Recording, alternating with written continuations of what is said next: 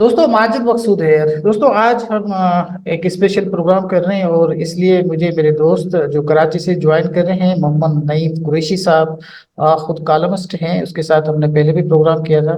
हम उनसे पाकिस्तान के जो हालात हैं पोस्ट इलेक्शन उस पर बात करना चाहते हैं। नईम साहब, सबसे पहले तो हम आपको वेलकम करते हैं और मेरा पहला सवाल आपसे ये है कि सर ये जो पीटीआई है उसको हम देख रहे हैं, उनकी जो एक पॉलिसी नजर आए वो हमें नजर नहीं आती। कभी वो किसी पार्टी का हिस्सा बन जाते हैं, कभी किसी पार्टी का हिस्सा बन जाते हैं।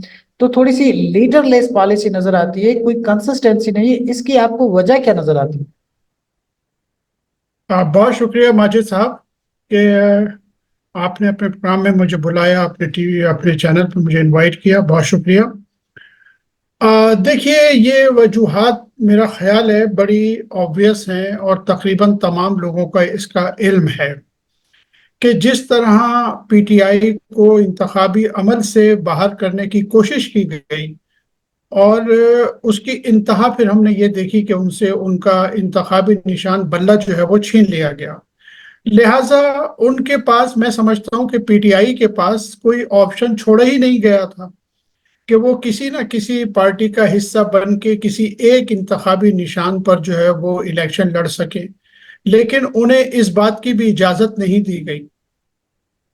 जहां तक पार्टी ज्वाइन करने का मामला है तो आपके इल्म में है कि पूरा एक प्रोसेस किया गया था कि शीरानी ग्रुप से भी कोशिश की गई थी इत्तेहाद की, राजा नाजिर अब्बास साहब की जो है जमात से भी कोशिश की गई और फिर सुन्नी इत्तेहाद कौंसिल से भी की गई। और अल्टीमेटली फैसला जो है वो यही किया गया कि सुन्नी इत्तेहाद कौंसिल को जो ज्वाइन किया जाए।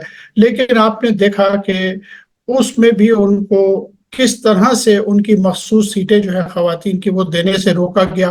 और अब उसकी भी इंतहा हो गई कि अब तो जो है जो इत्तेहादी हुकूमत है वो जो है उन्हें पार्लिमानी पार्टी मानने को भी तैयार नहीं है। और लीडर ऑफ अपोजिशन पर जो है वो एक मसला खड़ा कर दिया है हुकूमती इत्तेहाद ने। और वो अपोजिशन लीडर जो है पीटीआई के आज़ाद उम्मीदवारों से भी लेना नहीं चाहते और ये डिक्लेयर करना चाहते हैं कि जी ये पार्लिमानी पार्टी नहीं है। तो उनके मसाइल हमारे सामने हैं। इन मसाइल में कोई फैसला जो है वो गलत भी हो सकता है, सही भी हो सकता है। लेकिन मेरी जाती राय ये है कि जिन हलकों ने ये फैसला कर लिया था कि पीटीआई को इलेक्शन से बाहर रखना है और अब तो ये है कि पार्लिमानी जो तरीक़ाकार है उससे भी बिल्कुल बाहर कर देना चाहते हैं। तो वो इत्तेहाद चाहे शिरानी ग्रुप से होता, चाहे किसी दूसरी पार्टी से हो जाता, वहदतुल मुस्लिम मजलिस वहदतुल मुस्लिमीन से हो जाता, अंजाम कार यही होना था। तो असल वजह जो है वो हमें लीडरशिप की लीडरलेस नहीं है, बल्कि लीडर तो उनका जेल में मौजूद है, वहां से हैंडल भी कर रहा है। इलेक्शन में तो आपने देखा कि पीटीआई को बहरहाल वोट तो पड़े हैं। तो यहां तक तो हमें तस्लीम करना पड़ेगा कि इलेक्शन की हद तक तो उनके लीडर ने जेल में होते हुए भी बेहतरीन इलेक्शन लड़ा। लेकिन ये जो मामलात हैं इसमें ना अदलिया उनका साथ दे रही है, ना अदलिया कोई फैसले कर रही है। लिहाजा ये वजूहात हैं उनके मसाइल की, मैं समझता हूँ। अच्छा, ये बात तो समझ में आ रही है सर कि एक हुकूमत का या स्टेट का जबर है पीटीआई में जो बड़ा आवाज है, वो तो नजर आता है। लेकिन उसके बाद भी हम देखते हैं कुछ ऐसे फैसले पीटीआई, जैसे अभी गंडापुर साहब है, उनको उन्होंने वजीर आला बनाया। मुझे कोई एतराज नहीं है, ये केपी के लोगों का हक है कि वो किसको वजीर आला देखना चाहते हैं। लेकिन कुछ उनकी स्टेटमेंट्स कुछ ऐसी आई है जो थोड़ी सी मतलब है कि उसको अगर देखा जाए नहीं देता तो अच्छा होता। जैसे करप्शन के हवाले से उसने कह दिया कि उनको तो आप ईंटें मार दे जो करप्शन करे। तो ऐसी पॉलिसी जो आप नहीं समझते, जो लोग एतराज कर रहे थे उसको ज्यादा वैलिडेट कर रही है कि यार आपने गंडापुर को आए लेकर आए हैं, वो इतना सीरियस आदमी नहीं है। आप इसको कैसे देखते हैं सर? देखिए, मैं इस मामले में लकी बंदी बात करने के बजाय दो मिसालों से इस सवाल का जवाब देता हूं आपको। एक तो हजरत अली करम अल्लाह वजह ने फरमाया था कि इंसान का मुंह जो है वो एक दुकान की तरह है और जब वो खुलता है तो ये पता चलता है कि ये सोने की दुकान है या कोयले की दुकान है। राइट। तो इसका नतीजा ये है कि बोलते हुए इंसान को सोचना चाहिए। और वो कोई पीटीआई का लीडर हो या मुस्लिम लीग का हो या पीपल्स पार्टी का हो, बोलते हुए हर इंसान को पहले सोचना चाहिए कि मैं क्या बोल रहा हूँ। दूसरी बात यह है कि एक वाकया मैं आपको सुना देता हूँ کیونکہ ہر طرف سے عجیب و غریب زبان لینگویج استعمال ہو رہی ہے. تو مجھے لگتا یہ ہے کہ آپ کے ناظرین کے لیے ایک چھوٹا سا واقعہ سنا دوں, 1-2 منٹ لوں گا آپ کے. جی جی ضرور سر. امریکہ کے سابق صدر تھے رچرڈ نکسن. جی وہ نائب صدر تھے امریکہ کے. It was way back in 1962. تو وہ صدر ڈیگال سے مل چکے تھے, فرانس کے صدر ڈیگال سے بھی مل چکے تھے, متعدد عالمی رہنماؤں سے مل چکے تھے. تو وہ صدر ڈیگال سے بہت متاثر تھے, اور آپ جانتے ہیں کہ ڈیگال ایک بہت بڑی شخصیت تھے. تو رچرڈ نکسن نے اپنی کتاب لیڈرز میں یہ واقعہ لکھا ہے کہ میں نے جب صدر کا الیکشن لڑا تو میں نے صدر ڈیگال سے کہا کہ مجھے کوئی ایک ایسی بات بتا دیجئے کہ جس کی بنیاد پہ میں اچھا لیڈر بن جاؤں. تو انہوں نے انہیں 10 چیزیں لکھ کے بھجوا دی. تو انہوں نے پھر, وہ کہتے ہیں کہ میں نے پھر انہیں کال کی اور کہا کہ سر مجھے صرف ایک چیز بتائیں, یہ تو آپ نے مجھے 10 بتا دی, یہ میں کیسے کروں گا. تو پھر جواب میں انہوں نے ایک لفظ لکھ کے انہیں بھیج دیا, اور وہ لفظ تھا خاموشی. انہوں نے کہا کہ بولنا سیاست داں کے لیے موت ہے, تو خاموشی اختیار کر. تو بس میں یہی کہتا ہوں کہ سیاست دانوں کو برباد ہونا چاہیے. امین گنڈا پور صاحب جو ہیں, ان کو تو ہر بات میں اب یہ کہنا چاہیے کہ بھائی میں چیف منسٹر بن گیا ہوں, سیاسی معاملات پارٹی کے لیڈروں سے بات کر لو, مجھے کام کرنے دو.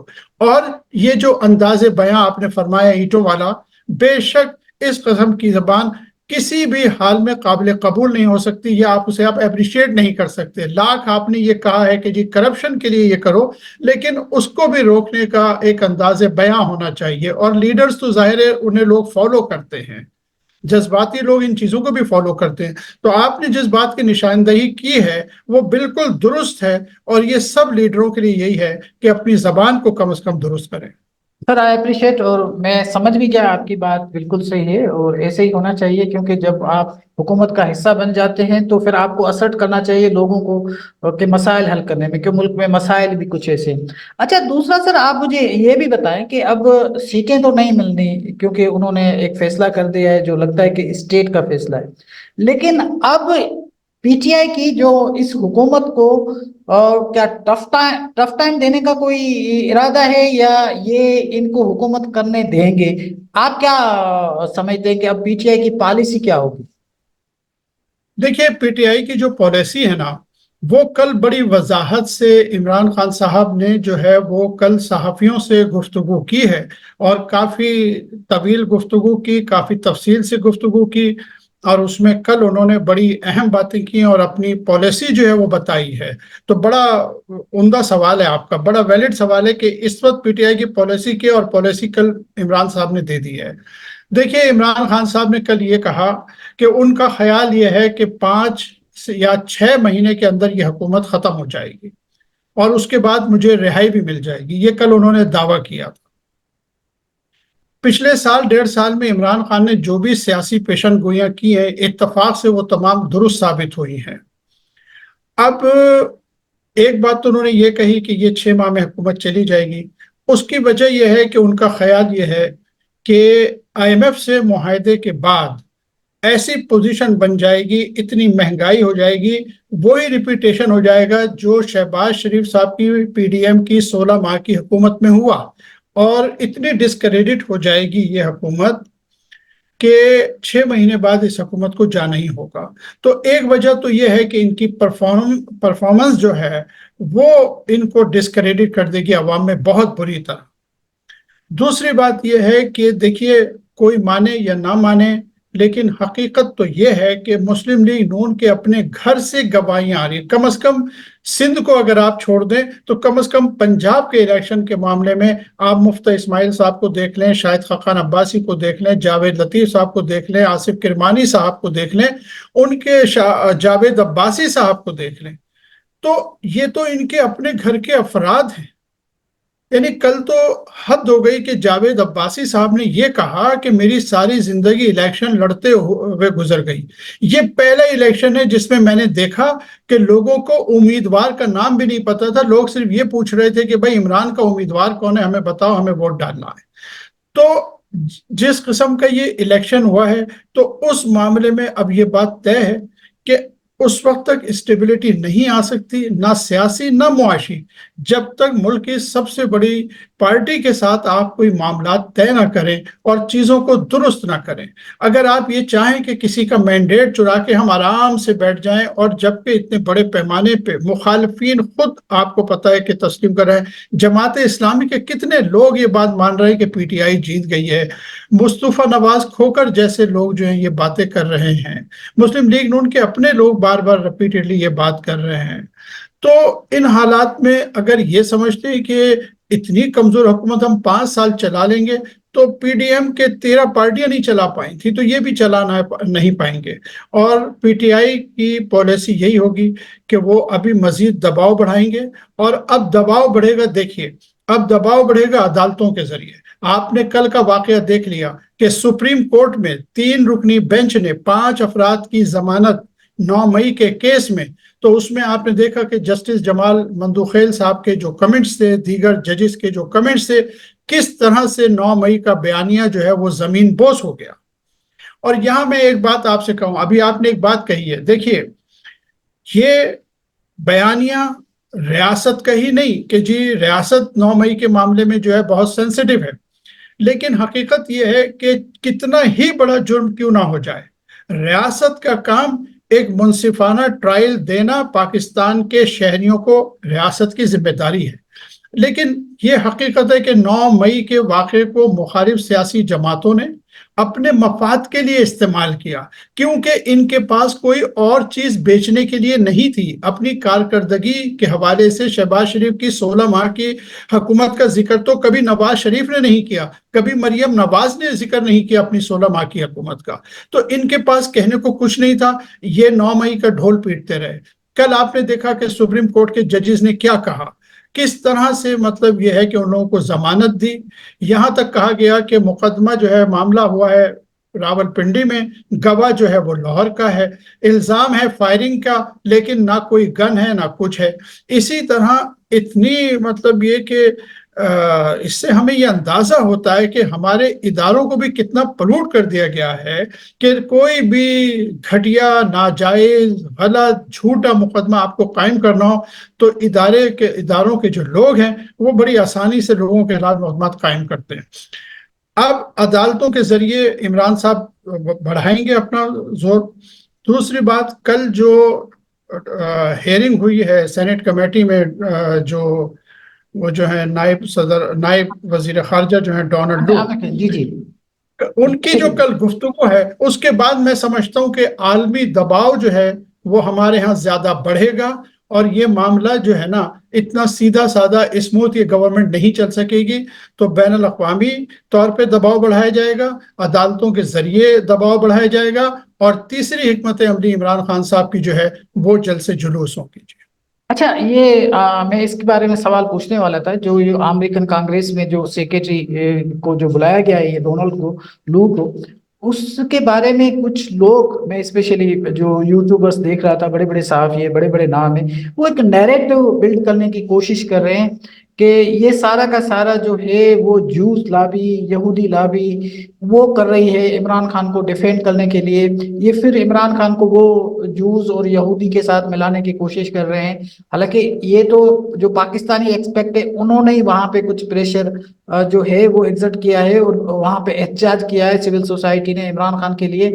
اسی دباؤ میں فرسٹ ٹائم ایسا ہوا ہے کہ انہوں نے جو اپنا ڈونلڈ لو سے جو ہے نا وہ سوالات کیے ہیں، اور بڑے اچھے سوالات کیے ہیں۔ اس میں یقیناً ڈونلڈ لو نے کہا ہے کہ میرے ساتھ کچھ مجھے تھریٹس بھی ملی ہیں، یہ بات اپنی جگہ، لیکن انہوں نے بڑی ایک ڈسپلیئر بھی شو کیا ہے جو الیکشنز میں جو یہ irregularities ہوئی ہیں اور ریگنگ ہوئی ہے۔ تو آپ کیا سمجھتے ہیں کہ یہ لوگ، یہ جو ہمارے میڈیا اس بیانے کو جو بلڈ اپ کرنے کی کوشش کر رہی ہے، نیریٹو کو بلڈ اپ کرنے کی کوشش کرے، کیا ہمارا عوام اس کو بائی کرے گا کہ یہ یہودی لابی کی ساری سازش ہے؟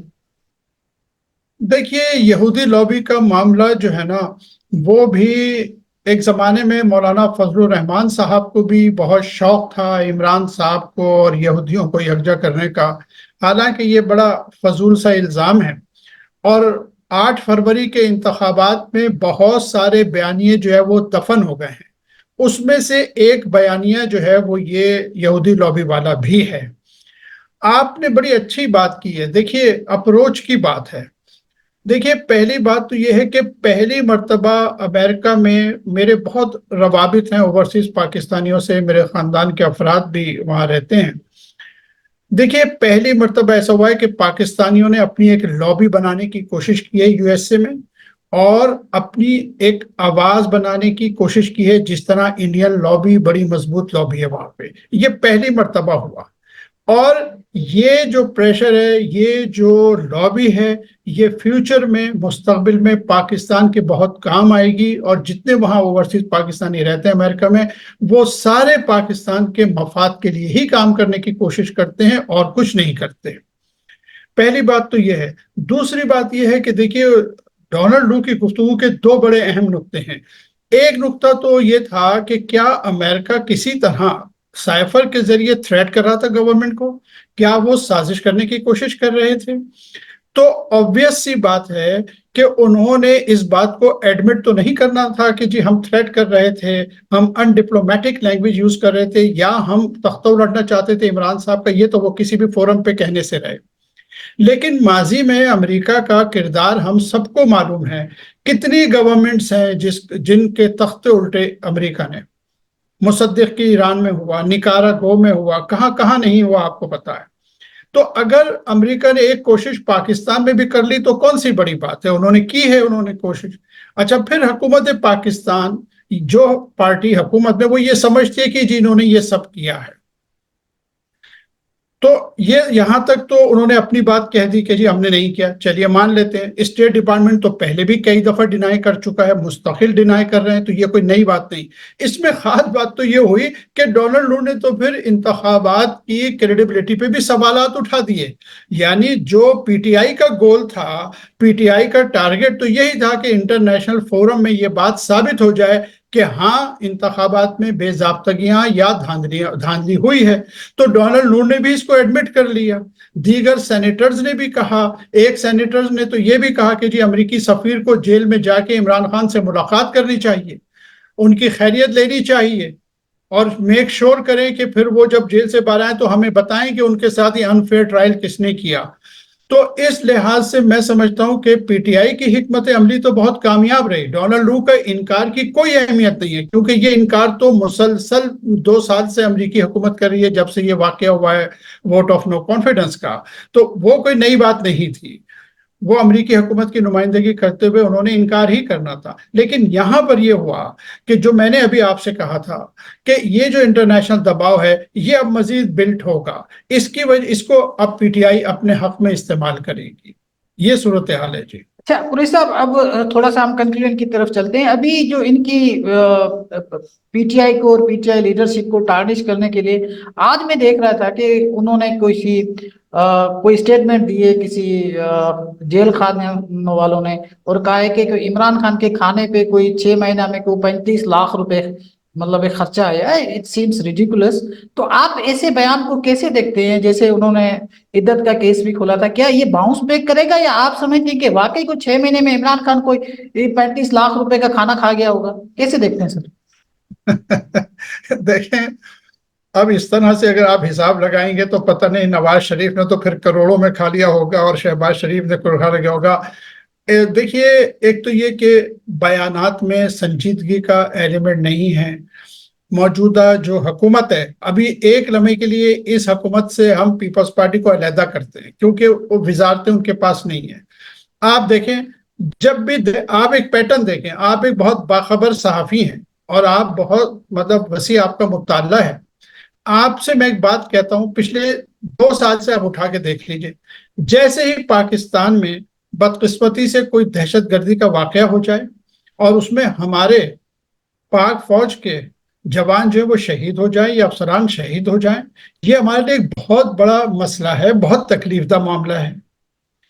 لیکن مسلم لیگ نون والے خاص طور سے وہ جناب ان کو 2 کام آتے ہیں۔ ایک تو یہ ہے کہ جی وہ فوری طور پہ جو ہے نا اس پالیسی کا الزام عمران خان پہ، یا جیسے ڈیفنس منسٹر صاحب نے اسمبلی میں کھڑے ہو کے کہا کہ جی جنرل فیض اور باجوہ صاحب کو بلاؤ، عمران صاحب بلاؤ، یہ پالیسی انہوں نے بنائی تھی۔ ایک بات۔ दूसरा, शोधा की तौहीन शुरू कर देते, तो कि एक लंबी तुमार प्रेस कॉन्फ्रेंस से ये वो कि जी शोधा की तौहीन हुई है, 2 ट्वीट आ गए। आप जरा गौर करें इनकी संजीदगी का आलम कि हमारे जवान शहीद हो गए। हमें फौरी तौर पे बीइंग गवर्नमेंट हमें ये देखना है कि इसकी रोकथाम कैसे की जाए, जिन्होंने किया उनको पकड़ा जाए, कैफरे किरदार तक पहुंचाया जाए। उस हवाले से कोई पॉलिसी नहीं, कोई चीज नहीं। वो कैसे इतने अंदर आ गए, कहां से आ गए, कभी 6 महीने बाद, साल भर बाद, 2 साल बाद हमें कहा हाँ जी ये लोग थे, ये हमने पकड़ लिए। आप यकीन कीजिए इस तरफ कोई ध्यान नहीं होता। ऐसा तूफान आता है प्रेस कॉन्फ्रेंसिस का कि जी वो 2 ट्वीट आए थे और शोधा की तौहीन हो गई। अरे भाई, लाखों करोड़ लोग इस्तेमाल करते हैं, कोई भी गलत चीज लिख देता है। वो बुनियादी मसला थोड़ी है हुकूमत पाकिस्तान का किसी का ट्वीट आना कि तौहीन हो गई। इसको भी ये पॉइंट स्कोरिंग के लिए इस्तेमाल करते हैं। अब ये खाने का मामला है, भाई इमरान खान से बिल ले लें। इमरान खान कोई गए गुजरे आदमी तो नहीं है, इतने गरीब तो नहीं है। अगर उन्हें 35 लाख का खाना खाना है तो उनसे बिल कर दे, उन्हें पैसे ले ले, उनसे तय कर ले कि जी हम आपको खाना नहीं देंगे, आप पैसे दे दें। फिर वो 35 लाख का खाएं या 70 लाख का खाएं या फिर 5 लाख का खा लें। तो ये बस एक गैर जिम्मेदार बयान है, इस पर मैं क्या कहूँ जनाब। अच्छा, ये बात तो आपकी ठीक है, ये तो इट सीम्स रिडिकुलस जो देखेगा। मैं सिर्फ यही चाह रहा था, पूछना ये चाह रहा था कि ये बाउंस बैक नहीं करेगा, जैसे हम हंस रहे हैं लोग भी हंसेंगे। अच्छा, यहाँ आपने ये बात जो लफ्ज कहे ना, ये बड़ा अच्छा इस्तेमाल किया है। इसकी बेहतरीन मैं मिसाल दे देता हूँ। आप अगर मेरे पास वो क्लिप अगर मुझे मिल जाए तो मैं आपको भेजूंगा। राना सनाउल्लाह साहब ने खुद टीवी चैनल पे ये कहा कि ये जो हारने की वजूहात बयान करते हुए उन्होंने ये बाउंस बैक का लफ्ज इस्तेमाल किया जो आप कर रहे हैं, कि वो जो 3 के मुकदमों में इमरान खान को जो हफ्ते भर में सजा दे दी, तो ये खुद उन्होंने एडमिट किया कि इसने हमें बाउंस बैक किया। और वो जो है राजा रियाज साहब, वो ये फरमा रहे थे कि इद्दत केस की वजह से तो हमें औरतें बड़ी नफरत से देखने लगी। ये उन्होंने, मैंने खुद उनको सुना टीवी चैनल पे ये कहते हुए कि जी खवातीन तो हमारी शक्ल देखना नहीं चाहती, हमने जो इद्दत केस में किया है। तो इनके तो खुद लीडरों को ये एहसास है। आप सही पॉइंट आउट कर रहे हैं, लेकिन आपको ये बता दूं कि दे हैव रियलाइज्ड इट कि उन्होंने क्या गलती की है, और ऐसी चीजें बाउंस बैक करती हैं। तो ये चीज भी बाउंस बैक करे, ये मजाहिया बात है। हमें पता है सर सियासी लोग किस तरह रहते हैं, क्या खर्चे होते हैं, और नवाज शरीफ शहबाज शरीफ के बारे में सारी कहानियां है, लेकिन इन पे बात करना फजूल है। मुल्क का मसला ये छोटी छोटी चीजें नहीं है जनाब। अच्छा सर, ये अब जिमनी सवाल एक आ गया, आपने उनकी हुकूमत की भी बात कर दी, तो मैं पूछना चाहूंगा कि ये आप देखें अभी कुछ काम हो रहा है, इसको तो हम भले अप्रिशिएट भी करें, लेकिन अगर आप पंजाब में सीएम साहिबा आई है, आई मस्ट अप्रिशिएट के एक औरत आई है, जो वजीर आला है, लेकिन उसके काम में जितनी वो सेल्फ प्रोजेक्शन है वो तो इंतहा दर्जे की, मतलब है कि वो जो अपना एक राशन का जो एक पैक दे रहे हैं उसमें भी नवाज शरीफ की तस्वीर, फिर बाइक्स दे रहे हैं उसमें भी नवाज शरीफ। ये क्या तमाशा है कि अगर क्या वो अपने घर से दे रहे हैं? Nawaz Sharif is nobody now, वो कोई हुकूमत का हिस्सा नहीं है, वजीर आजम नहीं है। तो ये चीज आप इसको कैसे देखते हैं? इसको इससे लोग ज्यादा नफरत नहीं करेंगे? सर आपने कम बताया है। 55 अरब रुपए के प्रोजेक्ट्स नवाज शरीफ के नाम से मामून कर दिए गए, डेडिकेटेड कर दिए गए हैं। हर प्रोजेक्ट 55 अरब रुपए में जितने प्रोजेक्ट हो रहे हैं वो सब नवाज शरीफ के नाम से वाबस्ता है। Nawaz Sharif institute, Nawaz Sharif college, Nawaz Sharif school, Nawaz Sharif rickshaw, Nawaz Sharif taxi, ये सारे 55 अरब रुपए के पंजाब काबीना ने मंजूरी दी है। हाँ। और आप देखिए, जहां तक सेल्फ प्रोजेक्शन का ताल्लुक है तो इसके मामले में मैं बस सिर्फ यही कह सकता हूं कि एक यूट्यूबर ने ये बात सही कही थी कि ऐसा लगता है कि जैसे मरियम नवाज और 4 सहेलियों ने मिलकर टिकटॉक चैनल बना लिया है, बस ये हो रहा है जी। दूसरी बात ये कि ऐसी तकलीफ द वीडियोज आ रही हैं हमारे सामने कि औरतों पर पुलिस तशद्दुद कर रही है, उन औरतों पे जो राशन के लिए लाइनों में खड़ी हुई। फिर हमें ऐसी वीडियोस मिल रही हैं कि 3-4 अफराद जो हैं वो जनाब एक घर के आगे थैला रखते हैं, तस्वीर बनाते हैं कि जी राशन घर पे पहुंचाया, और फिर जनाब वो थैला उठा के अगले घर पे चले गए, वहां तस्वीर बनाई। इस किस्म की घटिया वीडियोस जो है वो आ रही हैं, इस किस्म के मामलात आ रहे हैं। आटे की क्वालिटी के बारे में आपको पता है, वो गुफ्तगू हो रही है, वीडियोस आ रही हैं, लोग एहतजाज कर रहे हैं। तो ये सारा तरीक़ाकार ही गलत है, ये करप्शन का है। आपको याद है पीडीएम की हुकूमत में जब आटा बांटा था تو شاہد خاقان عباسی نے کہا تھا کہ 20 ارب روپے کی کرپشن ہوئی ہے۔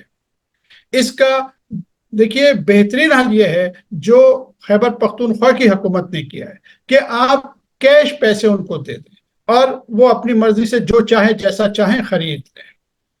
کرپشن اس میں ہو سکتی ہے لیکن وہ طریقہ سیدھا ہے کہ چاہے آپ نے 200 آدمیوں کو بھی دیا تو ہاں جی 200 آدمیوں کو دے دیا، کہہ دیا جی ہم نے 1000 کو دیا ہے، لیکن اگر 200 آدمیوں کو ملا تو پورا مل گیا 10,000، جبکہ وہاں اس قسم کی صورتحال نہیں ہے۔ میں ایک مثالاً ایک بات کہہ رہا ہوں، اس قسم کے کاموں میں انرجی ضائع کرنا، حکومت کی ریسورسز ضائع کرنا، یہ تماشے لگانا، اگر آپ نے گھروں پہ ہی پہنچانا ہے تو آپ پیسے دے دیتے۔ جو آپ کو یاد ہوگا حکومت نے کہ بھی یہی کیا ہے، کچھ 5,000 روپے انہوں نے امداد دی ہے شاید۔ یہ سیدھا، کیونکہ دیکھیں نا اگر آپ کی کرپشن کی نیت نہیں ہے تو آپ کیش پیسے دے کے ختم کریں۔ احساس پروگرام میں جو ثانیہ نشتر صاحبہ کا پروگرام تھا، آپ کو یاد ہوگا کہ اس میں سب لوگ ہمیشہ تعریف کرتے تھے، بڑی ڈیسنسی سے ان خاتون نے یہ کام کیا تھا۔ تو اگر ہم کوئی ایسا کام بھی کریں تو ڈیسنسی برقرار رہنی چاہیے، اور چیف منسٹر کو دکھاوا نہیں کرنا چاہیے، ٹک ٹاکر نہیں لگنا چاہیے، اس سے ساری چیزیں خراب ہوتی ہیں، اور یہ بہت عرصے تک چلنے والا معاملہ نظر نہیں آتا سر مجھے۔ Sir thank you very much indeed, آپ نے بڑی اچھی اچھی باتیں کی اور ہمیں انلائٹ کیا، تھینک یو سر۔ بہت شکریہ، تھینک یو ویری مچ۔